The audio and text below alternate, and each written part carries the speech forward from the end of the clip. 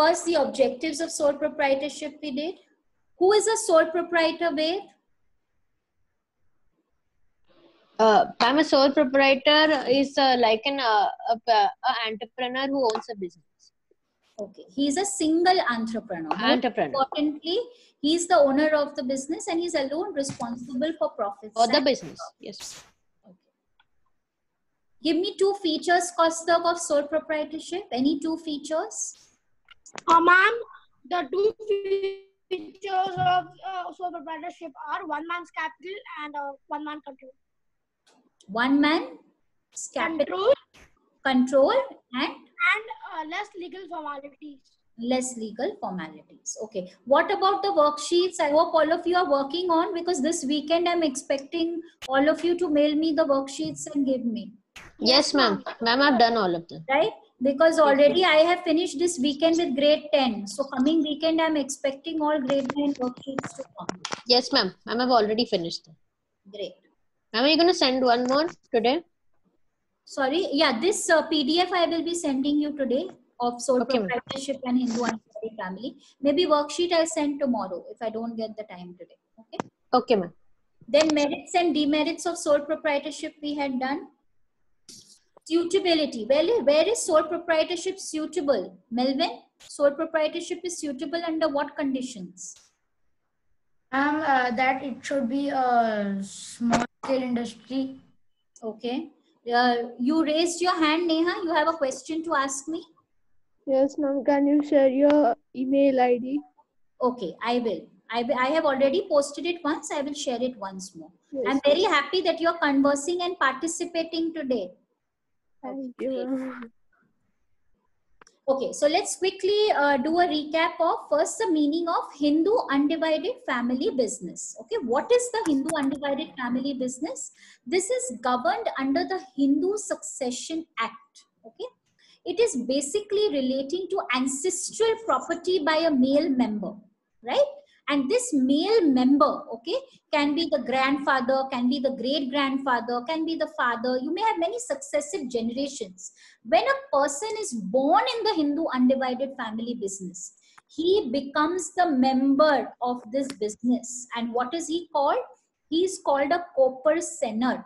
The head or the oldest male member is called the Karta, because it is the Karta who takes all the decisions of this type of business. So Karta is the head of the family, and all other members who have a family share are called the Koper-Senars.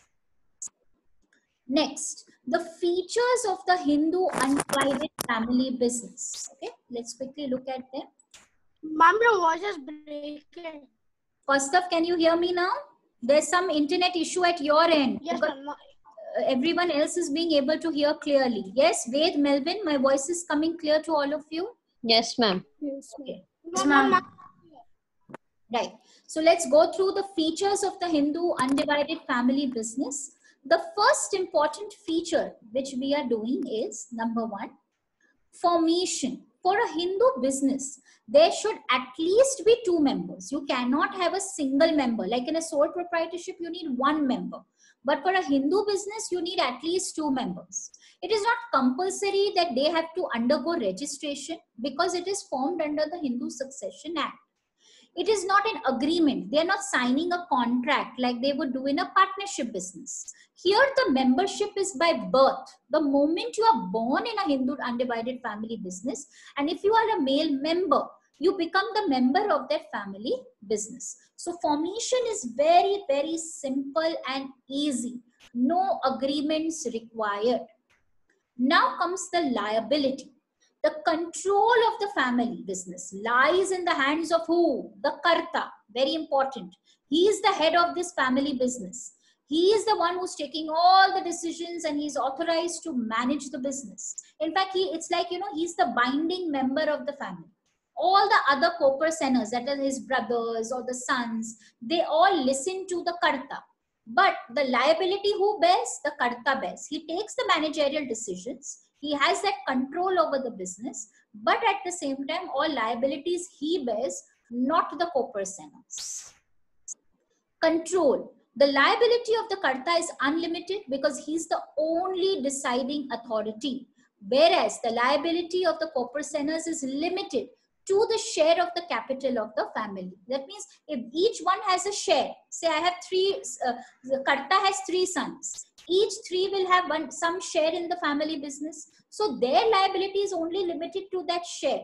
They don't have to attach their personal assets and property to pay the debts of the business. Only the Karta has to do that. Ma'am, I have a doubt. Yes, Kaustav. Ma'am, is it that the only sons can be a part of this business, or the brothers, the Brothers jijajis can and also. all? Yes, other relatives can also be part. See, it's a joint Hindu family business. Nowadays, we all have independent family, right? Yeah, Where you just have father, mother, son together living. But in the olden generations, when this type of business was very popular, where you had all the chachas and all the, the maternal uncles and their sons, everyone used to be a part of such businesses, right? Okay.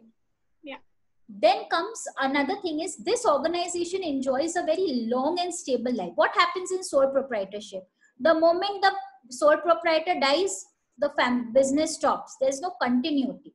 But it's not so in this business. It will not be affected by the death of the Karta. Till the Karta is living, he is going to take all the decisions. But moment he becomes insolvent, or he becomes insane, or he dies, or something happens to him, he becomes incapable, then who's going to manage the business? It is generally the succeeding corporacenas. Now, suppose he has 3 sons. Will all 3 become the Karta of the family business? No, ma'am. No. It's generally the eldest son who becomes the corporacena. Okay. Hence, operations are not terminated and continuity of business is not threatened. Right? So then he becomes the Karta. Again, after him, maybe the second brother will become. And so on like this, the family generations go on.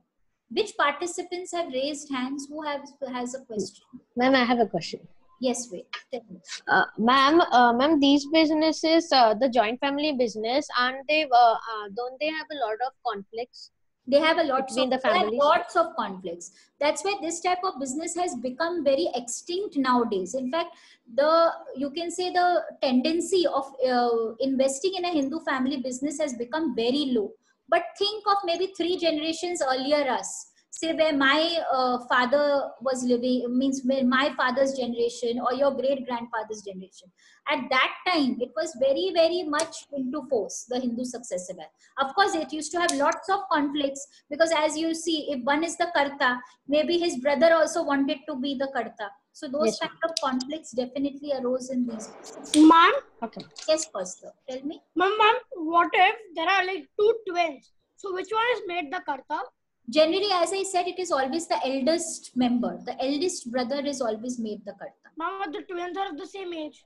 But there may be one elder and one younger in them also, right?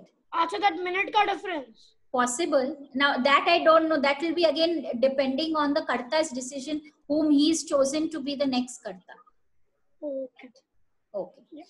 Then comes the minor members. Who are minors? Any idea? Who is a minor? Ma'am, I think the younger ones. Okay. Minors are actually those members whose age is less than 18. Okay. As I said, here, how do you become a member? By birth. The inclusion of the individual in the business occurs due to birth in the Hindu family. So hence, minor also becomes member of the business, although he doesn't take any managerial decisions. Say an elder person, he's having a young child. The young child is also a member of the business, but he's not going to be participative in the business till a certain age. Right? Okay, next one. The merits of such a business. A Hindu family business can be started very easily and quickly. Okay. Okay, before I go to the merits, I think 1 or 2 features are there in the book which I have missed out. I'll just quickly go through them. Yes, another thing is dissolution. Okay. Joint Hindu family business is not dissolved on the death of the corporacena. This we have done. Right to accounts. Corporacenas are not entitled to inspect the accounts. So who will be entitled to inspect the accounts if not the corporacena? Ma'am, the Kartas? The Kartas, correct. Managerial decisions are lying in the hands of the Karta. Kartas. Right. So I think we've covered everything now. So I'll come to the merits. Right. Kaustav, yes. Okay. Ease of Yes, ma'am. yeah, your video was not being played, so I was just asking you that is. Okay. A joint Hindu family business can be started also very easily and quickly. As I said, not too many legal hassles, too much of bureaucracy, paperwork, legal formalities are not required. Okay, very easily it is started. Freedom of action. Who has the control here? Not the proprietor. Who has the control? Ma'am, the kartas. He has complete control of the business. He can take any decision and quickly without consulting the other members. Ma'am, Yes, tell me, Ved. ma'am, ma'am, the kartas, they won't have any, in joint family business, they won't have any shares or like Karta is the head. partnerships. Of course. See, if I am starting a business, I am the Karta. So my share has to be the maximum. Then I am giving share to the other co-personers. Okay. Personal contact. A joint Hindu family business can maintain direct and intimate contacts with its employees and customers. So he can give a personal touch, he can build relations with the employees and the customers. Secrecy. Obviously, the main secrets will be in whose hands and will be known only to the Karta. Like there, the proprietor knew the secrets, here the Karta knows the secrets. Limited liability. The liability of the co-personers is limited. Be very careful. Costa, please pay attention. The liability of the members is limited, but liability of Karta is unlimited. Please be very careful. If they ask you whose liability is limited, you should know. It is the Karta's liability is unlimited. Co-personer's liability is limited because it is only limited to the share of capital they are holding. Okay. Next. Today, Ronak is not there. Na? He's missing from the class. Ma'am, he was there in the morning classes. Then how? He was there in history also. Ma'am, he might have forgotten. Ma'am, because you sent the message, the meeting ID yesterday. So Yeah, he but might have not they seen. had put also in right now also in the group to give a reminder message. Ma'am, I forgot. In fact, if possible, one of you, if you can coordinate and make a small commerce group with all the members, it would be good. Then I can put all the messages there also once more. If any one of you can just get into touch, because I have a 10th group like that. So if you can have a 9th group, it will help. Okay. Ma'am, I'll try. Okay. Then is Ma'am, yes, I'm new to the school, so I don't know anyone. no, I'm telling Ved or Melvin, one of you take the initiative and add the other. Yeah, okay.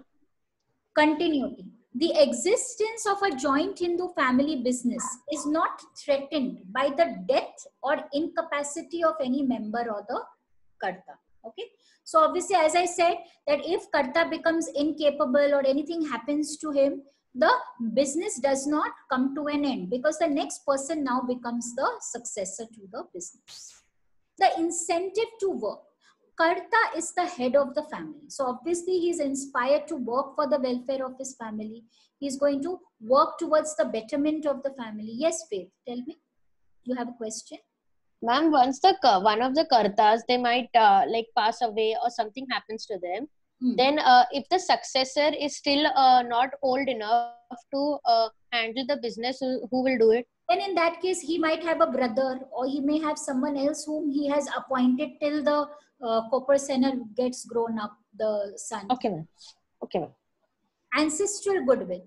A joint Hindu family business enjoys the benefits of ancestral goodwill, like Budani brothers. It's an ancestral goodwill, which has been carrying on for years and years and years. So some kind of businesses, which we know for many years, which have been very popular. Okay, Kiani Bakery. Again, these are ancestral businesses, which have been existing for many Ma'am, which bakery?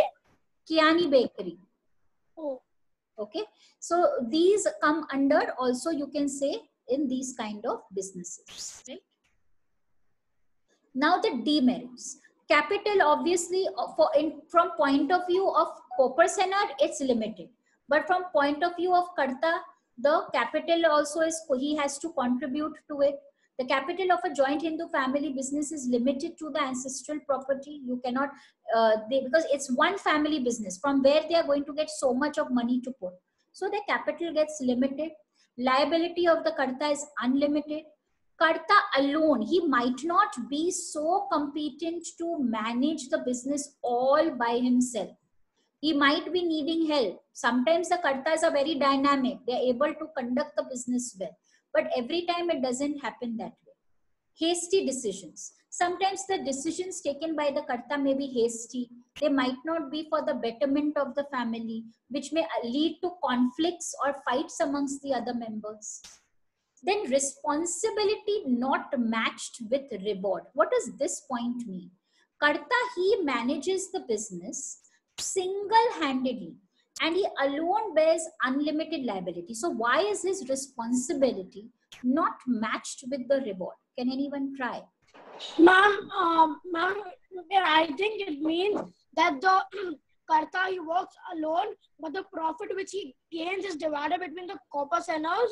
Hence, he does not get the appropriate amount of money which he should get according to the work he does.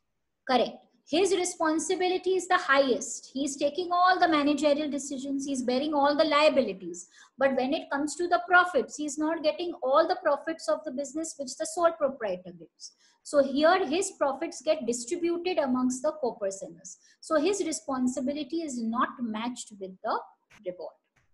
Then comes source of conflict, exclusive control by the karta. Sometimes, see, other co-personers also want that their decisions should be taken into consideration. Karta may or may not take the decisions into consideration. It's according to him.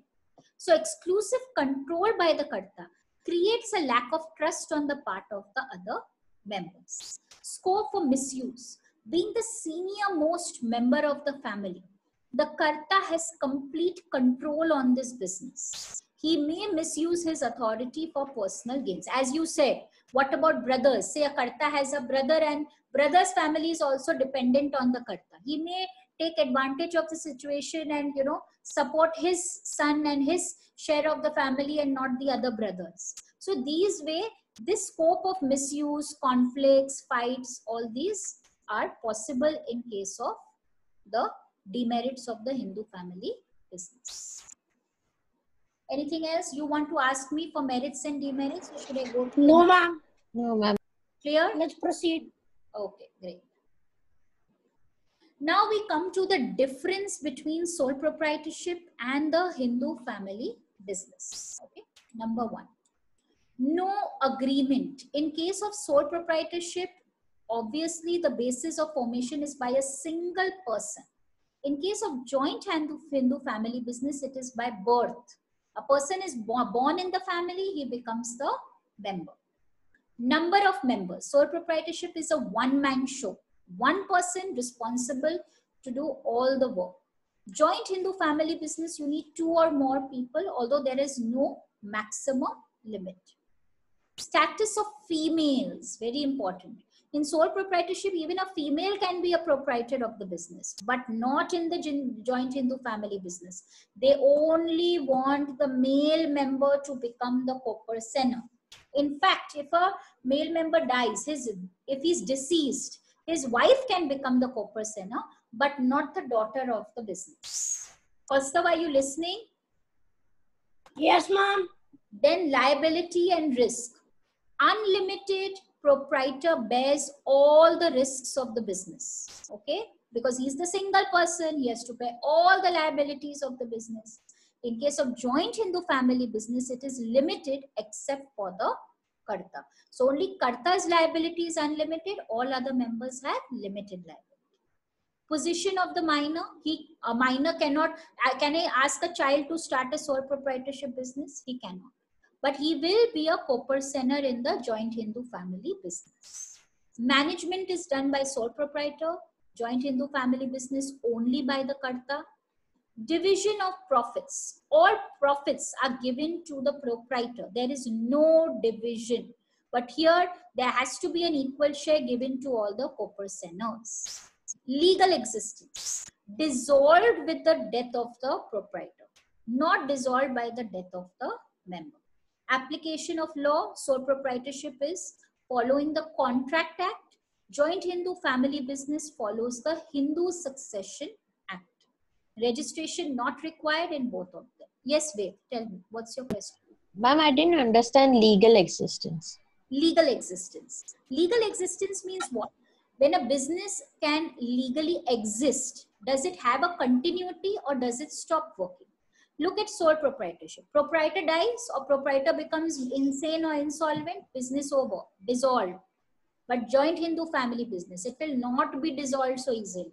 Karta dies, the corpus-sena takes over and becomes the next Karta. So the business keeps on going on like this. Okay. Clear? I'm understood. Yes, ma'am. Thank you. Okay, so we are coming to the end of this chapter. There's nothing else much in it. I'm just quickly brushing it up and then I'll ask a few questions. And if possible, we'll start communication today. I'm not going to start now with partnership. My next topic will be communication. I'll finish the series of chapters of communication. Then I'll come back to the types of business. Types of business, we've gone through the types. Sole proprietorship and Hindu Family Act. Next, partnership, joint stock company, we will be doing later. Ma'am? Yeah, tell me, Costa. Ma'am, can we start with communication tomorrow? Why? What's the problem to start today? No, because there will be too much now. It's not too much. First, let me do the revision, then we'll see. Okay, ma'am. Okay.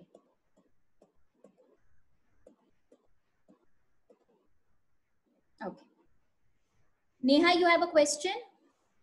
Can you share now your email ID? I will. Let me finish the class, then I'll do it. Ma'am, do we rejoin after the class gets over? Rejoin? No. Yes, ma'am. Okay. Once the class is over, it will be over. Okay. Okay. So let's start with the definition. Who's going to tell the definition of sole proprietorship for me quickly? Sole proprietorship means a business owned, financed and controlled by a single person. The owner, called the proprietor, alone is responsible for the profits and loss of the business, and he is the one who takes all the managerial decisions. But if a quoted definition, a 2-mark question comes, try to write L.H. Henry's definition. Try to write a quoted definition.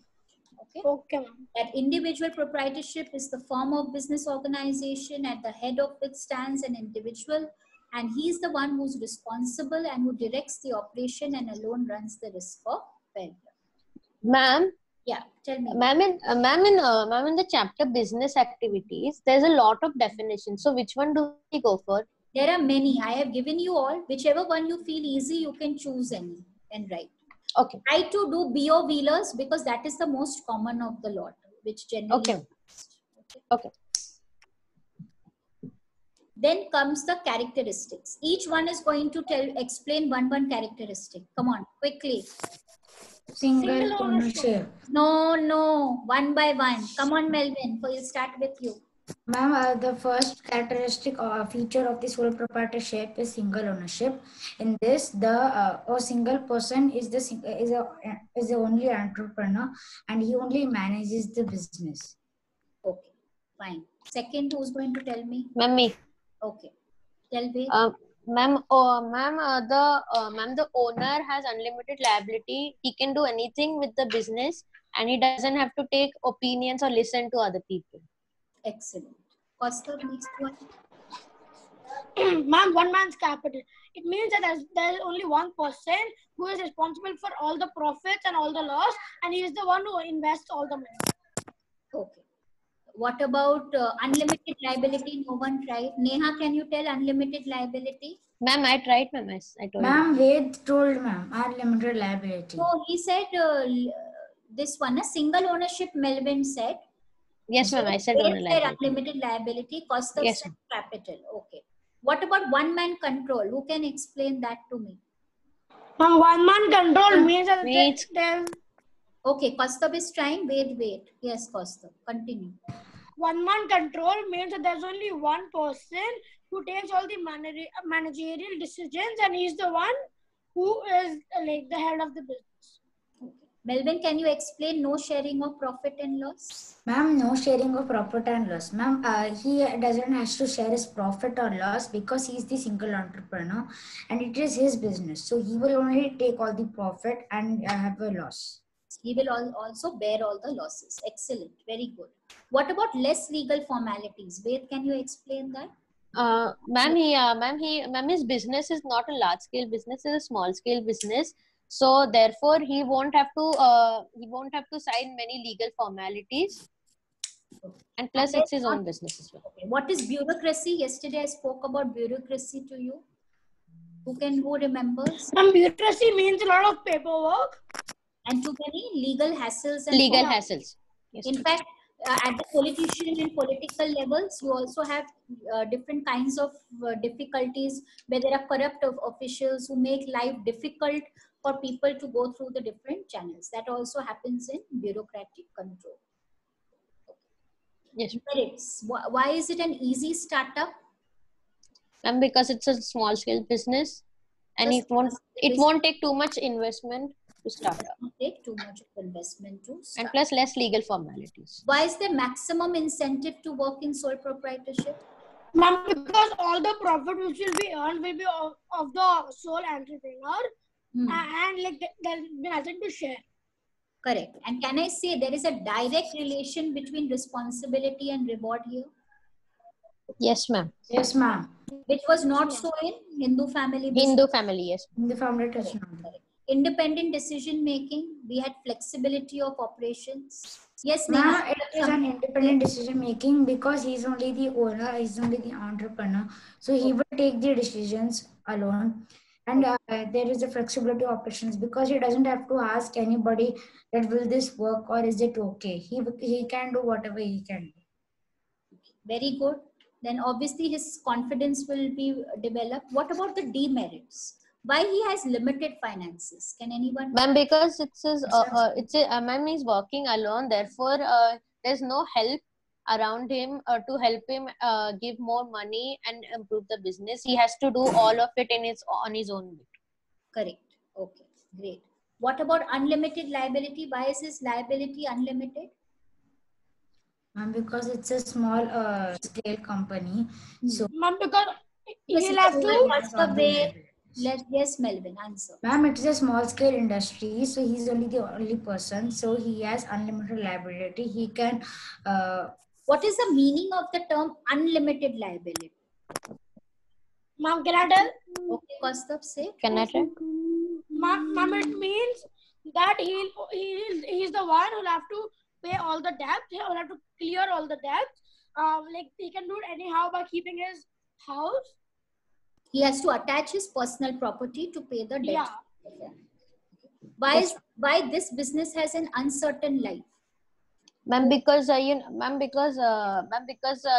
know how the business goes. It might go into losses because he's the only person. If something happens to him, the business might not survive. Great. So I think basically we've discussed all of these. Now, suitability. Which places can be used this kind of business? Local markets. Local markets, small scale retailers. Ma'am, where there is less risk. Where there is less risk. What else? Quick decisions and prompt actions can be taken where small amounts of capital are required. And also in businesses like, which cater to tailoring, beauty parlors, artistic jewelries, this kind of business is very flexible. That's it. Who are corporations? Ma'am, the people who come under the karta or like who are younger to the karta. Is that the way you will say? Who are younger to the karta? No? Under the Ma'am, the co-leaders. The Hindu undivided family business or under the Hindu Succession Act, all the members of the ancestral property other than the karta are the co-personers. Then who's the karta? Yes. Who have a share in the family property. Correct. They are the co-personers. And who's the karta? Karta is the eldest member of the family. Yes. He is the eldest member in the family. Okay, great. Features. One by one, please explain the features. Who's going to start? Who's going to start the first feature? Come on. Ved? Ma'am, I'll start. Ma'am, formation. Ma'am, formation, it means there should be at least 2 members in the family who are fit for the business. And it is not compulsory to register or to the organizations because it is the result of Hindu law. Okay. And it is not formed by any contract like partnership. It is formed by birth. Very important. Okay. Yes. Second. Melvin, which one are you going to explain? Control. Okay. Ma'am, the karta is only the head of the. Who's the control in the hands and who's Ma'am, the karta. Ma'am, the karta takes the control, and yeah, he only takes the decisions. Whereas the co-personers don't have that much. Ma'am, they take limited decisions. Whereas the karta can take unlimited decisions. Okay. Next, Kaustav, which one are you going to explain? Minor members.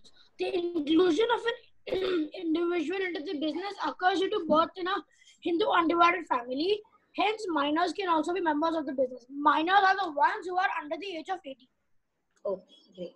What about continuity? Will this business? Ma'am, I'll explain. Yes, ma'am. Tell where. Ma'am, this business is continuous because once one of the karta, something happens to him, the eldest son of the family can take over the business. So therefore, this business is continuous. Merits. Come on, one. Joint Hindu family business can be started easily and quickly. That's because they don't have to sign many legal formalities, and the business starts by birth. Great. Next, Melvin. Freedom of action. Ma'am, the karta has complete control in the family business. He only takes decisions very quickly by asking other members of the business. Kaustav, next your turn.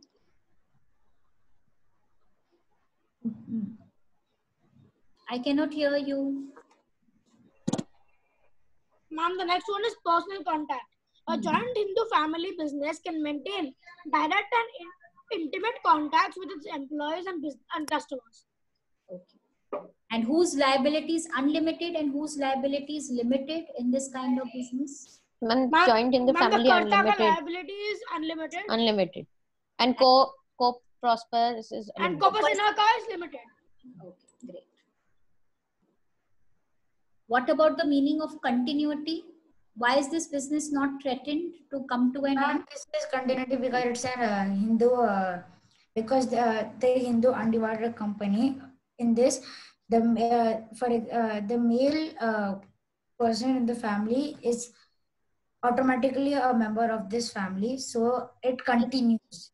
So if karta dies, the second person or second takes and the eldest son or the second person takes over. Correct. Incentive to work, obviously, and then ancestral goodwill, they enjoy the benefits of ancestral goodwill. Demerits. Give me one demerit, and then we have only 3 minutes. I'll quickly go to the differences and we will be concluding the class. One demerit, quickly.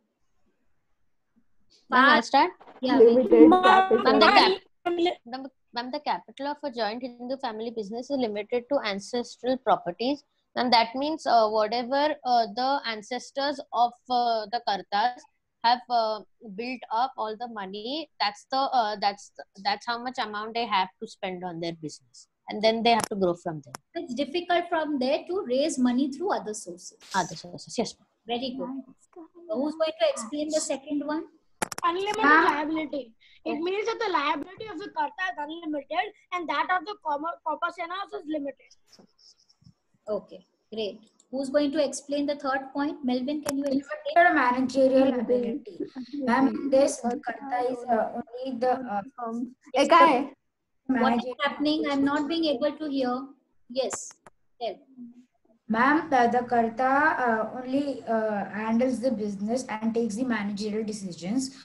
So in this, the karta has only limited managerial ability because in this he has to also ask the co-partners of this business. No, he doesn't have to ask the co-partners of the business. You got it wrong, Melvin. He alone may not be competent enough to manage the business. He is not going to ask the co-personers. He has full authority to take the decision by himself. Is it clear? Yes, ma'am. Okay, right. Last, come on, one differences. Then we'll be ending the class. I'll start. Ma'am, basic of formation. Ma'am, the sole proprietorships don't need any agreements. But the joint families, they start their business by birth. Okay, very. Who's going to tell the next one? Ma'am, I'll tell. Okay. Status of females. There is no discrimination in sole proprietorship, whereas the women cannot be co-personas in the joint Hindu family business. Very good. Maribel? Liability and risk. Ma'am, in sole proprietorship, the proprietor has to bear all the risk, whereas in joint Hindu family business, limited except for Karta.